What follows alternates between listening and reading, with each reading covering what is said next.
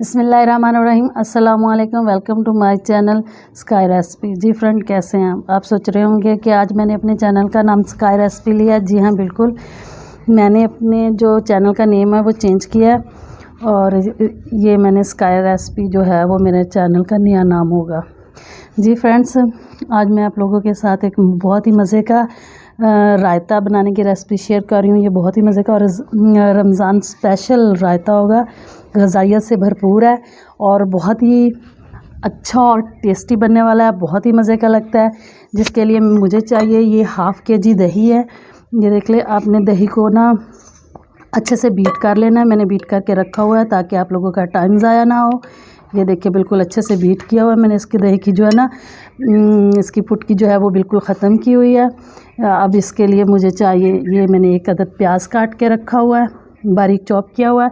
ये मैं इसमें डाल दूँगी। बिस्मिल्लाहिर्रहमानिर्रहीम। ये एक अदद टमाटर है जिसके मैंने बीज रिमूव कर दिए, ये भी मैंने चॉप किया हुआ है छोटे छोटे साइज़ में। ये भी इसके अंदर शामिल कर देंगे हम। ये एक अदद खीरा है, इसको मैंने बारीक चॉप किया हुआ छील के, ये भी इसके अंदर शामिल कर दूँगी। ये फ्रेंड्स फुल्कियाँ जो मैंने घर में बनाई हैं और इसको मैंने बना के पानी में भिगो दिया था। अब ये बिल्कुल सॉफ़्ट हो गई हैं। फुल्कियों की रेसिपी जो मैंने ऑलरेडी जो है मैंने वो अपनी वीडियो इसकी बना के की हुई है। मैं आपको इसका लिंक डिस्क्रिप्शन में दे दूँगी। ये घर की बनी हुई फुल्कियाँ जो होती हैं ना, वो ग़ज़ाइयत से भरपूर होती हैं, क्योंकि ये बिल्कुल ही खालिस बेसन और साफ़ सुथरे घी में फ्राई की होती हैं। चम्मच जो है वो काली मिर्च इसके अंदर ये शामिल कर दूंगी मैं, और हाफ़ चम्मच जो है वो ज़ीरा साबुत वो इसके अंदर डाल दूंगी। 1 चम्मच से कम नमक है वो इसके अंदर शामिल कर देंगे।